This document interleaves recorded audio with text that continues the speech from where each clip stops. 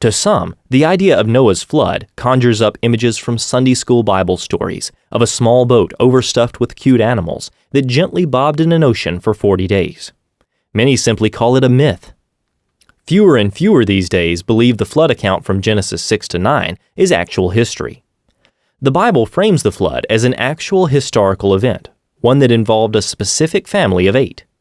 Genesis says the flood lasted for a full year, engulfed the entire world, and preserved animals, plants, and humanity from well-deserved judgment. The flood represents the most detailed account of any single event in the Bible. Both the Apostle Peter and Jesus even referred to the Genesis flood as a real historical event. So it's safe to say that the credibility of the Bible, and even Jesus himself, hinges on whether the flood account actually happened as described in Genesis. Join us now as we reveal how Noah's flood lines up with brand new scientific research. Over 1,800 oil well boreholes from 4 continents have all been compiled and mapped. The newly emerging map tracks the thickness and extent of each rock type as they were laid down by the flood. This research reveals the same 6 megasequences of sedimentary rock layers across multiple continents. Each megasequence contains a huge stack of rock layers, often with coarse-grained sandstone on the bottom, then finer-grained deposits like shale, then topped by limestones. Each megasequence is bounded above and below by flat, eroded surfaces called unconformities. A few places on Earth have layers that represent all 6 megasequences. How did they get there? What do they say about Noah's flood? Catastrophically water-deposited sedimentary layers top most of the world's continents. Would Noah's flood bring lots of water and lots of mud? Geologists agree on the 6 megasequences, but they differ on the timescale in which they happened. If they took millions of years, then they have little to do with the flood, but if they were all deposited rapidly and recently, then the flood should come to mind. Many also question when a larger landmass, such as a Rodinia-like supercontinent, broke into continents that moved to their current configuration. For the first time ever, new megasequence maps allow us to see how the flood shaped our entire planet, just like the Bible said, including reconfiguring the continents. According to Genesis, the Garden of Eden was a lush paradise, one that was set up for eternal life, worldwide vegetarianism, and harmony with our Creator. There was no bloodshed, disease, or even animal death. Plants and trees had no thorns or thistles, and humans tended God's creation. Then came the fall. We disobeyed God and ate the forbidden fruit. Sin entered the world, and death through sin. Suffering, pain, mutations, and cancer now plagued humanity. Plants and trees grew thorns, and we transitioned from keepers of a lush garden to laboring farmers. The earth and universe began to decay and groan under the weight of sin's curse. Not even 2,000 years later, humanity had turned so corrupt that God sent the flood as a judgment against us. For God saw that the wickedness of man was great in the earth, and that every imagination of the thoughts of his heart was only evil continually. And God said to Noah, "The end of all flesh has come before me, for the earth is filled with violence through them, and behold, I will destroy them with the earth." God instructed Noah to make an ark, a word that means box or chest, to specific dimensions, materials, and construction. And Noah did according unto all that the Lord commanded him. And Noah and his family entered the ark along with 2 of every basic kind of land-dwelling, air-breathing animal with nostrils. These add up to at least 1 pair from each of about 2,000 animal kinds needed to reproduce all the variety in animal life we have today. Then, in the 600th year of Noah's life, in the 2nd month, the 17th day of the month, the same day were all the fountains of the great deep broken up, and the windows of heaven were opened. These 2 events, the fountains of the great deep breaking up and the windows of heaven opening, began the first day of a 371-day-long calamity that resurfaced the earth and killed everything that moved on land. Hot magma mixed with steam pierced the earth's crust. Giant rifts or tears ran thousands of miles across the planet. Scalding hot magma vaporized massive amounts of water that jetted into the atmosphere. The water fell back to Earth as intense global rain, along with torrential rain from heaven for 40 days. Worldwide catastrophic rifting caused massive mud-filled tsunamis to speed across deep ocean floors, then onto shallow ocean floors, killing everything in their path. The first megasequence wipes out mostly shallow marine habitats. The bursting fountains of the great deep spew out megatons of magma and carbon dioxide. Sure enough, The first megasequence rocks show a spike in volcanic activity and massive amounts of carbon dioxide. During these first 40 days, intense water currents overtopped most of the flooded continents. Water-laden sediment travels at highway speeds. Thick sediment blankets start covering low regions of the continent. Fossils show that the first 3 megasequences buried the shallow seas that were filled with marine life, as these deposits have almost no trees or land animals. All 3 megasequences covered similar environments across North and South America and Africa, the 3 continents mapped so far. One global cause, Noah's flood, best explains this one worldwide effect. Then by the 40th day of the flood, the Absorica megasequence began hitting. The maps show that this is when things got much worse. Something shoves the water over the tops of even the high lands from that ancient world. The newly forming ocean floor offshore is so hot that it starts very thick, pushing up the ocean waters from beneath. Sea level rises dramatically. Molten magma rises and fills the widening gaps, pushing the mid-ocean ridges wider. The distant colder ocean floor shoves against the continents, then slides beneath them like giant conveyor belts, deep beneath the earth in some places. Rather than the conventional model that has the seafloors spreading slowly, this runaway subduction actually happened quickly, moving at about 5 miles per hour, due to the heat caused by the friction and pressure of the rapidly subducting plates. As the diving ocean floor plates subduct under the land, they push down the continental edges and then release them, creating tsunami cycles that blanket the continents. Just how tsunamis happen today, only more intense and frequent. For example, the most powerful earthquake ever recorded in Japan, and the 4th largest in history, was a magnitude 9.1 earthquake that occurred in 2011. This earthquake was caused by an undersea megathrust about 45 miles east of the Japanese coast. At the center, there was a 160-foot slip between the overriding plate that was part of Japan and the underlying Pacific plate. The sea bottom rose about 23 feet when the fault unlocked, and the resulting earthquake triggered a devastating tsunami that was 133 feet above sea level and traveled inland for 6 miles. The tsunamis occurring during the flood, however, were different, much different. With the ocean ridge bursting open rapidly and pushing the ocean floor under land continents on a worldwide scale, tsunamis were happening in cycles, several every hour, and with long stretches of subduction zones active at the same time. The incoming phase of a tsunami has a much higher speed and is highly turbulent, which keeps the sediment in suspension, but it leaves behind layers of sediment as it slows down in the retreating phase. This cycle repeats several times every hour during the 150-day inundation stage of the flood, first entombing the shallow marine life, followed by land creatures in different habitats and elevations, leaving behind what we see today in the fossil record. These types of tsunamis have even occurred in recent history, such as the tsunami caused by slipping ocean plates that hit the coast of Washington in 1700 and left behind multiple layers representing each wave of the tsunami. Recent seismic technology actually allows us to investigate whether this type of rapid subduction occurred. Sure enough, these scans reveal a ring of unexpectedly cold rock at the bottom of the mantle, beneath the subduction zones that surround the Pacific Ocean. The severity and elevation of this stage of the flood is why the first land creatures and plants start showing up in the fossil record laid down by the Absorica megasequence. Entire ecosystems are buried in enormous deposits that later turn into coal, such as the extensive Appalachian coal beds. In fact, the U.S. has over 7 trillion tons of coal reserves. Where did it all come from? While we know that coal is formed by dead plant material being sandwiched between sediment layers, we only have enough vegetation on the Earth's surface today to produce just a fraction of the existing coal reserves. This shows that the pre-flood world was mostly covered by lush vegetation. The rising floodwaters and tsunamis that were necessary to sweep over the land and bury vast amounts of vegetation that turned into coal are best explained by a catastrophe of worldwide proportions.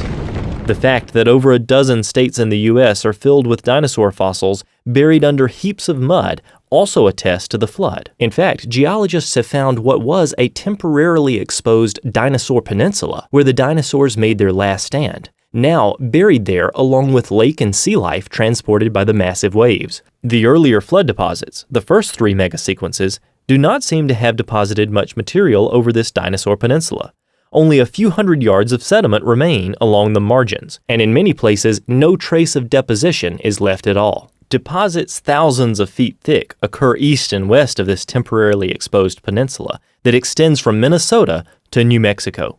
Now buried across it are pre-flood wetland plants and animals, including dinosaurs, turtles, frogs, fish, and many birds. Thousands of dinosaur trackways up and down this peninsula, plus similar temporarily exposed low areas on other continents, suggest that dying dinosaurs and other hardy track makers floated, waded, and walked on freshly deposited mud, trying to find safe ground. Next, the massive Zuni megasequence hits. The Absaroka and Zuni megasequences are the most severe because the continental plates began to move more quickly from the mid-flood transitory Pangaea-like supercontinent configuration to where they are today, with oceanic rifting and plate subduction increasing dramatically and the continents traveling apart quickly. The tsunami-like waves began washing across western North America while virtually no sedimentation is occurring in the east. When coming up over the Dinosaur Peninsula, the Zuni catastrophically buries dinosaurs in the Morrison Formation, a 13-state area encompassing over 700,000 square miles. This Jurassic unit includes at least 141 massive dinosaur boneyards where dinosaurs like Camarasaurus, Diplodocus, Apatosaurus, Stegosaurus, and Allosaurus are found. The Cretaceous layers, like the Hill Creek Formation, are found on top of the Jurassic and hold hundreds of mass boneyards containing several different types of dinosaurs, such as T-Rex, Triceratops, Centrosaurus, and Edmontosaurus that had been living in a different ecosystem, also buried by the Zuni. The Zuni was so massive and fast that it engulfed entire regions with mud flows, burying giant creatures like this T-Rex under 50 feet of muddy sediment, entombed so quickly that preserved blood cells, blood vessels, and bone cells were found just recently. How much water does it take to pile 50 feet of mud on top of a dinosaur? The Dinosaur National Monument in Utah contains thousands of visible bones from 11 kinds of dinosaurs that were buried in a jumbled mass in the Morrison Formation, together with crocodiles, turtles, lizards, frogs, and clams. What type of event would it take to bury all these different land animals with millions of clams? When the Dinosaur Peninsula flooded over completely, large herds of dinosaurs were entombed in massive fossil graveyards in the Upper Cretaceous system found in northern Wyoming, Montana, and Alberta, Canada. The dinosaurs had tried to escape by fleeing northward up the peninsula as waters advanced from the south. This explains this massive graveyard in northern Montana that's over 1.2 miles long and contains 30 million fossil fragments, representing over 10,000 adult Maiasaura that were simultaneously buried. In this entire collection of bones, not a single baby was found. Every one of these 10,000 Maiasaura was between 9 and 23 feet long. Does this seem like the adult dinosaurs were stampeding away from the raging floodwaters, with 100% of their young falling behind and being engulfed in a different part of the peninsula? Just 170 miles northeast of this location is one of the largest dinosaur graveyards in the world, one that even secular scientists admit was caused by a watery catastrophe. Here, thousands of centrosaurs are buried in 14 mega bone beds over an entire square mile, which is nearly 500 football fields. Looks like a massive herd of these creatures, thousands of them, were simultaneously buried in mud by Noah's flood. Just 45 miles west from this location is yet another massive flood deposit, and this one even has 49 different species of dinosaurs buried along with turtles, crocodiles, fish, flying reptiles, birds, and small mammals.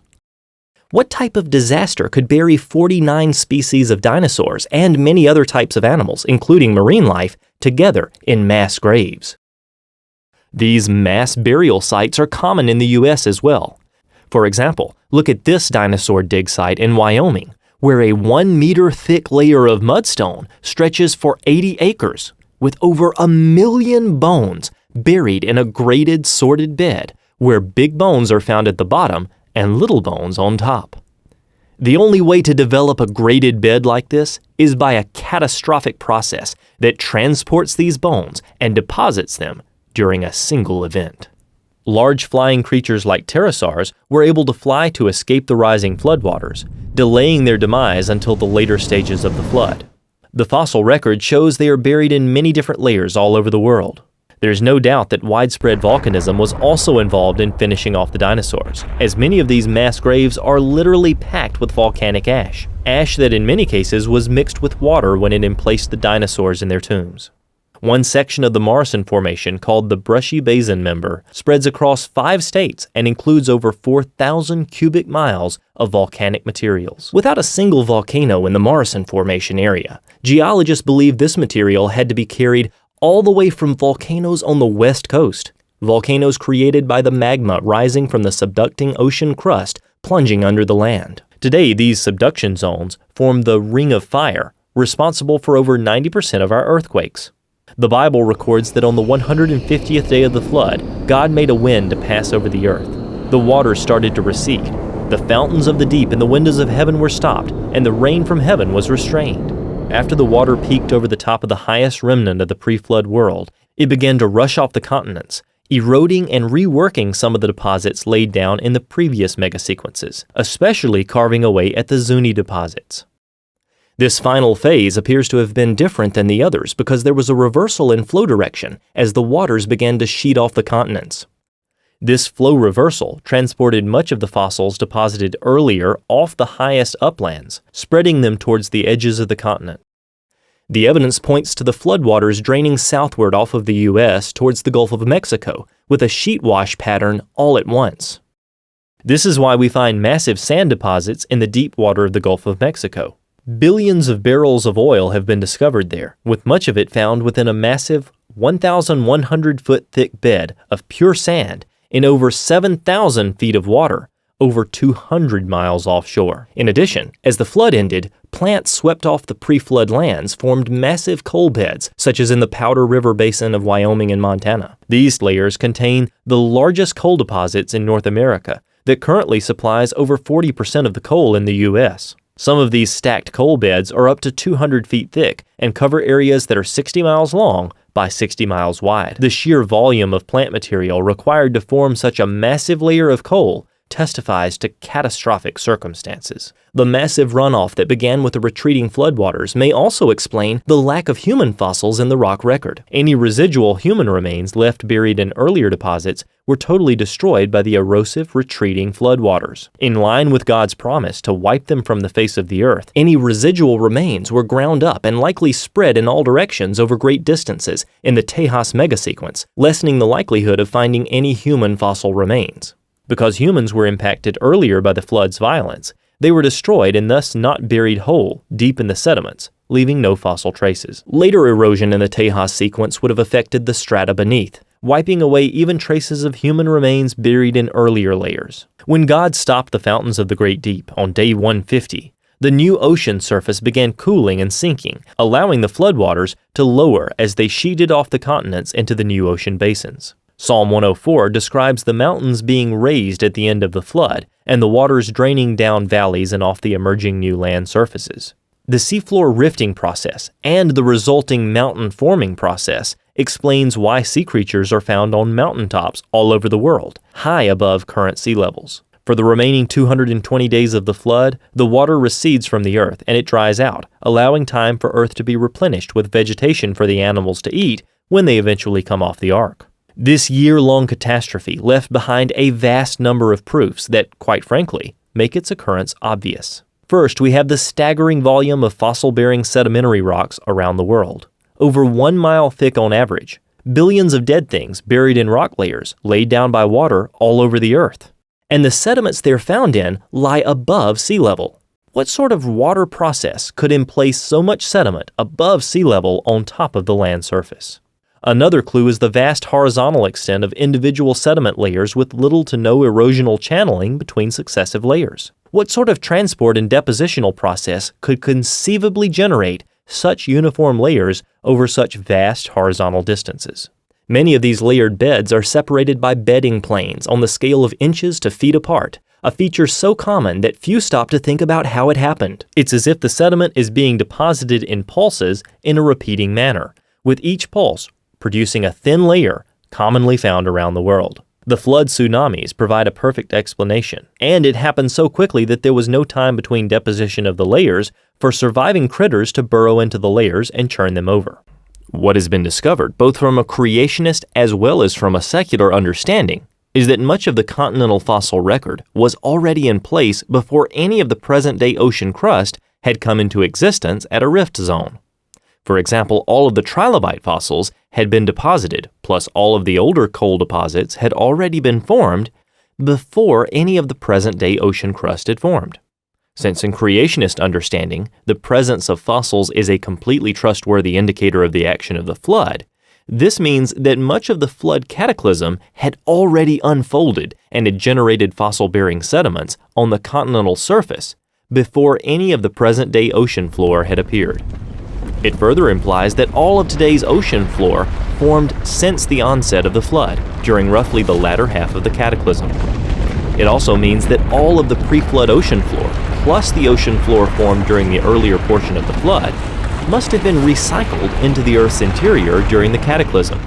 These considerations indicate in a compelling way that rapid plate tectonics must have been a major aspect of the year-long flood catastrophe. This 6-megasequence worldwide flooding process perfectly set the stage for the subsequent ice age. The oceans had been tremendously heated by the rifting that had taken place along the 45,000-mile ridge system and the creation of a completely new seafloor from hot lava as a consequence. This caused an abnormal amount of evaporation and thus continuous rain that was likely worldwide. The volcanic activity created by the subduction zones that created the Ring of Fire would have spewed volumes of ash and aerosols high into the atmosphere, resulting in cooling over the continents, especially in the higher latitudes. These factors combined to produce an ice age that lasted a few hundred years, but ended as the conditions that caused it waned. The ark came to rest on the mountains of Ararat in the 7th month, on the 17th day of the month. Just as Noah and his family entered through the single door of the ark to be saved from the flood, there's only one way of salvation today. Jesus Christ in the book of John says, "I am the door. By me, if any man enter in, he shall be saved." Through his death and resurrection, Christ paid the penalty for our sins, offering salvation to those who will receive him. With so much evidence supporting the historical foundation of the Christian faith, we pray that you will consider following Christ as the only way for salvation.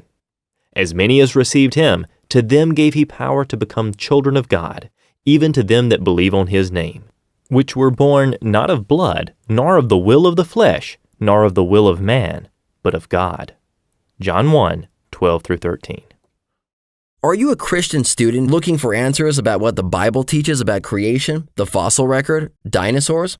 Download the Genesis Apologetics app from the iTunes or Google Play stores for answers to these questions and more.